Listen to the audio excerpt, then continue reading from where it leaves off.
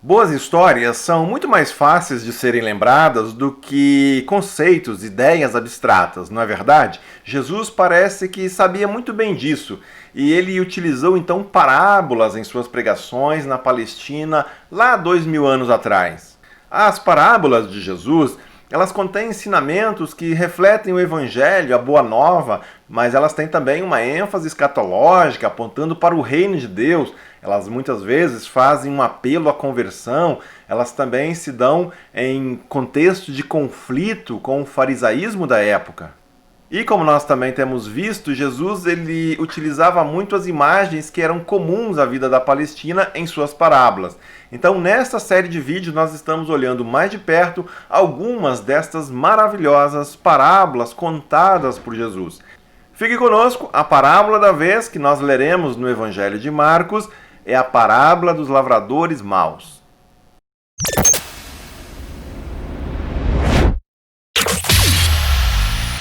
Olá, seja muito bem-vindo ao nosso canal. Obrigado por você que sempre nos acompanha por aqui.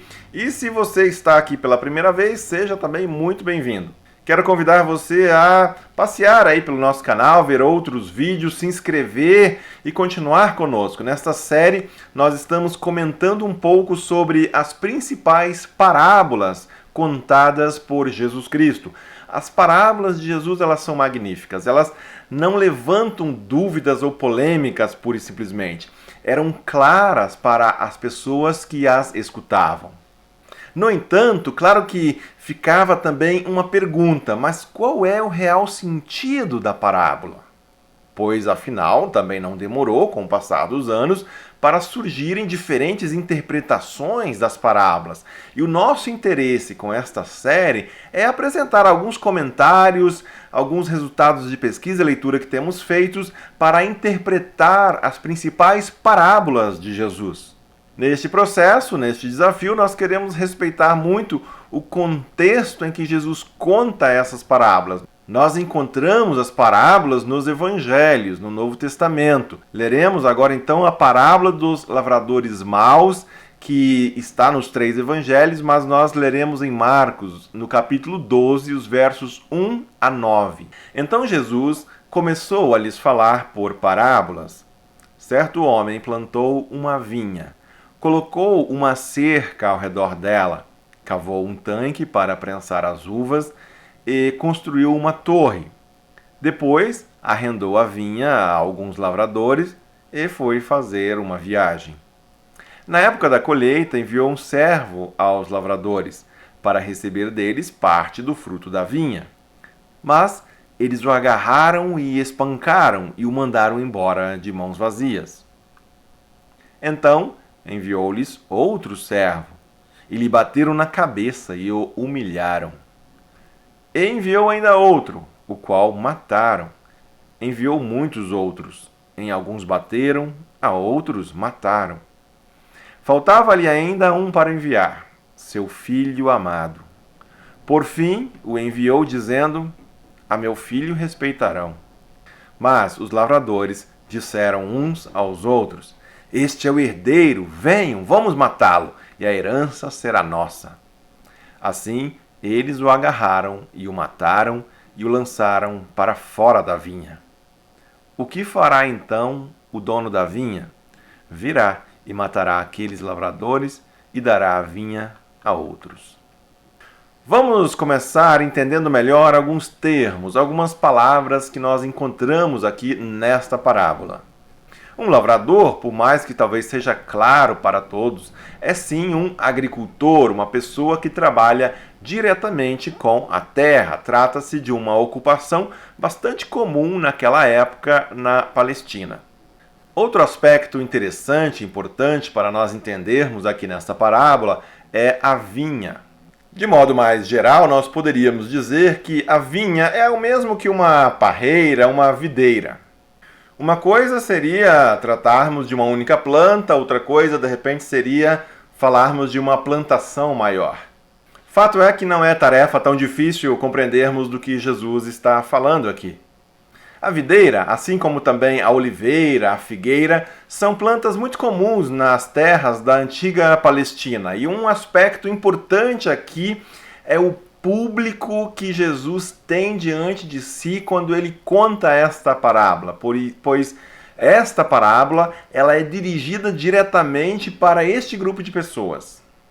Vamos dar uma olhada aqui no contexto imediatamente anterior. No capítulo anterior, em Marcos, nós encontraremos Jesus entrando em Jerusalém. Depois, ele segue com o seu grupo, o grupo de discípulos, para passar a noite em Betânia.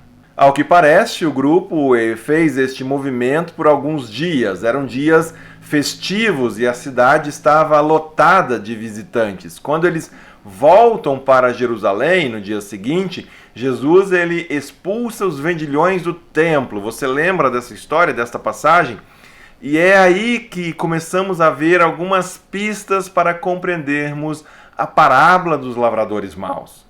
Em Marcos 11, o verso 18, está registrado também que os principais sacerdotes e os escribas, eles não gostaram nada das atitudes e das palavras de Jesus.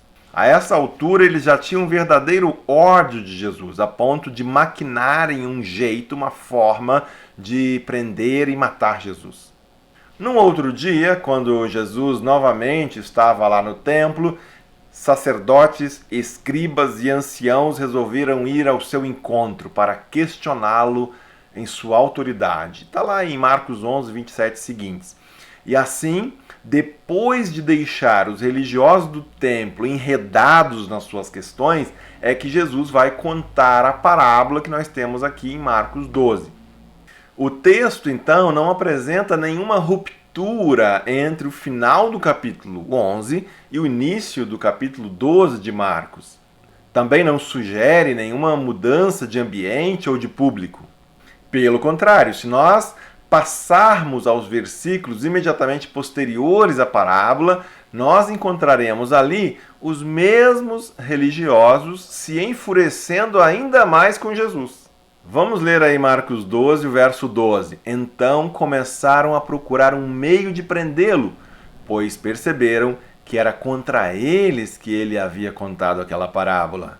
Mas tinham medo da multidão, por isso o deixaram e foram embora. Vejam então que a parábola ela tem endereço certo, tanto que a carapuça serviu aos ouvintes. Restou para eles enfiarem a viola no saco e saírem de fininho.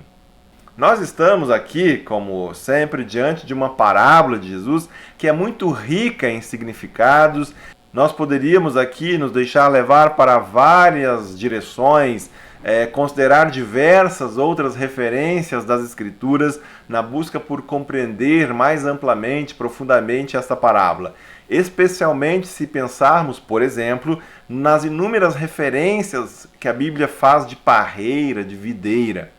Para não alongarmos demais, vamos tentar focar no sentido mais geral da parábola. Uma referência aqui que nós devemos lembrar, porque é importante, do Antigo Testamento, é sem dúvidas Isaías 5. Trata-se de uma referência que confirma o entendimento geral de que a vinha ela é identificada com Israel, o povo de Israel.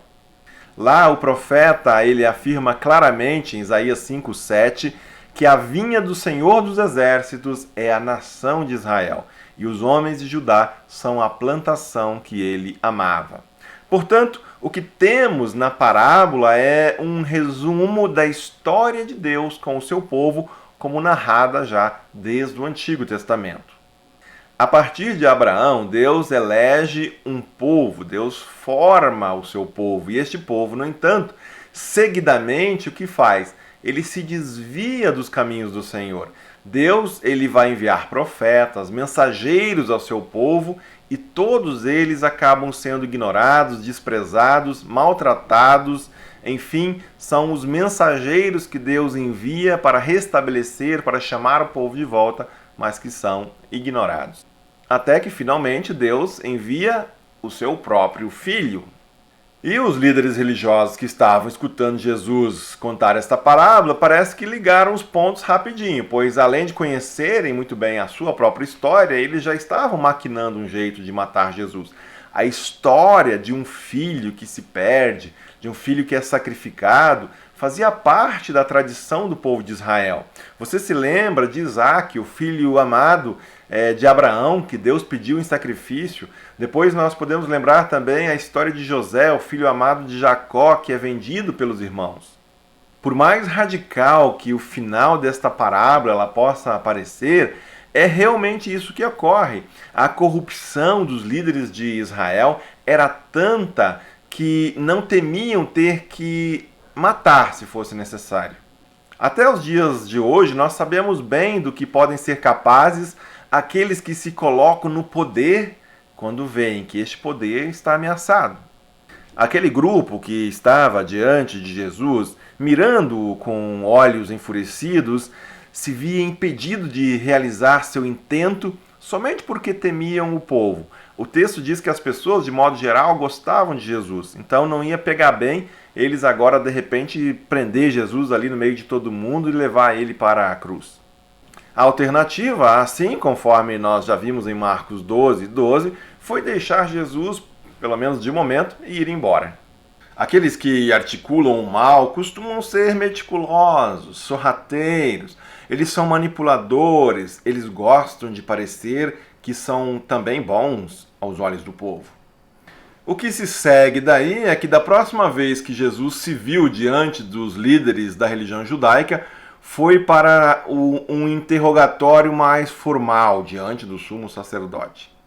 Jesus aqui ele havia feito comentários diretamente endereçadas ao templo e que geraram indignação da parte dos líderes judeus. O templo ele aparece no capítulo 11, que é o capítulo anterior ao 12, onde nós encontramos a nossa parábola. Jesus ali, ele encerra a parábola fazendo uma citação. Você percebeu? Esta citação é do Salmo 118. A pedra que os construtores rejeitaram tornou-se a pedra angular. Isso vem do Senhor e é algo maravilhoso para nós. Salmo 118, versos 22 e 23. São estas as palavras de Jesus, as palavras que Jesus cita no final da sua parábola, no capítulo 12 de Marcos, os versos 10 e 11. A pedra rejeitada é o próprio Filho de Deus que seria, sim, rejeitado e morto.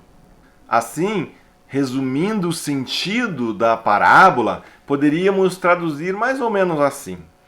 Deus escolheu um povo, deu-lhes orientações, deu a eles leis, princípios, fez de tudo para que o povo fosse um contraste na terra, cumprindo a missão de Deus entre as nações. Confiou a seus líderes, representantes do povo, a responsabilidade de cuidar de tudo. Quando verificava os frutos na vida deste povo, percebia, porém, que havia corrupção, havia infidelidade, havia rebeldia. Enviou, assim, profetas para alertar o povo. Chamou a atenção especialmente das lideranças deste povo, pois estes haviam se corrompido, levando as pessoas, levando o povo ao erro. Porém, todos os enviados de Deus foram rejeitados, foram desprezados, até que, para concretizar o seu plano de redenção, Deus envia seu próprio Filho, Jesus Cristo. É basicamente isso. A questão da autoridade de Jesus, tão questionada pelos fariseus, está implícita aqui. Ao enviar o Filho, o pai pensa consigo: a meu filho certamente vão respeitar, conforme Marcos 12:6. Mas o que acontece? Este filho é visto como uma ameaça ainda maior e acaba morto. Outro aspecto muito interessante dessa parábola é que Jesus parece deixar a conclusão para os ouvintes. Jesus encerra com perguntas. Primeiro ele vai perguntar: o que fará então o dono da vinha? Lá no verso 9. Diante do silêncio dos ouvintes, Jesus mesmo irá responder. E a palavra que vem é uma palavra forte, é uma palavra de juízo. Depois Jesus vai fazer ainda uma outra pergunta. Vocês nunca leram essa passagem das Escrituras? Ali no verso 10. É então que vem a citação lá do Salmo que nós já lemos. É claro que não havia melhores conhecedores das Escrituras do que aquele seleto grupo de líderes religiosos, fariseus, escribas, os anciãos. O ponto é que eles não queriam entender. É como se eles deixassem uma venda diante dos olhos quando liam determinados trechos das Escrituras. Diz o texto lá em Marcos 12:12 que começaram a procurar um meio de prendê-lo, pois perceberam que era contra eles que Jesus havia contado aquela parábola. Mas, como tinham medo da multidão, foram saindo um a um. Ou seja, o plano de agarrar, de matar, de lançar fora esse galileu que se acha Deus ou filho de Deus, só foi adiado.